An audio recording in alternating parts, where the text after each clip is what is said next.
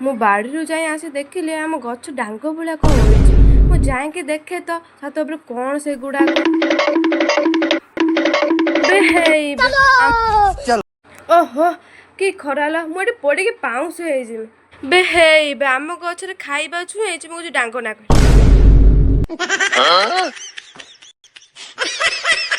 ଓହୋ ଏଇ ଛୁଇଁ ତ ଏତେ ଉପରେ, ମୋ ଡ୍ରେନ୍ ପ୍ରାଣ ବାହାରିଗଲାଣି। ଆଉ ଟିକେ ଚେଷ୍ଟା କର, ଯଦି ହେଇଯିବ ଯଦି ଭଲ କଥା, ନହେଲେ ମୁଁ ଯାଇକି ଆଙ୍କୁଟା ଆଣିମି। ଆଉ ହବନି, ମୁଁ ଯାଇ ଆଙ୍କୁଟା ନେଇକି ଆସେ।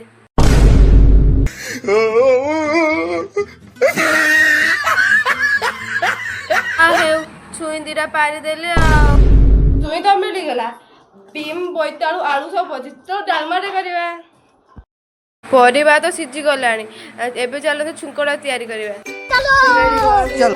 ପୋଟଳ ଦିଦି ପକଉଛି ସେଇଟା।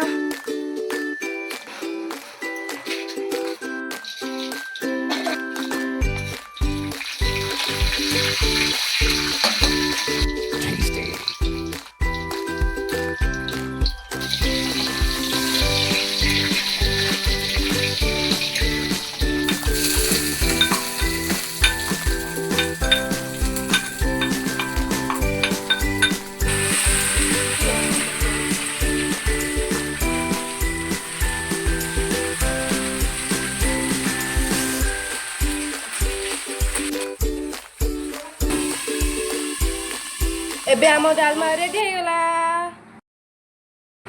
ମା ଏଠି କାହ୍ନାକୁ ଭୋଗ ଦଉଛନ୍ତି, କାହ୍ନା ଭୋଗ ସରିଲା ପରେ ଆମେ ଖାଇବା।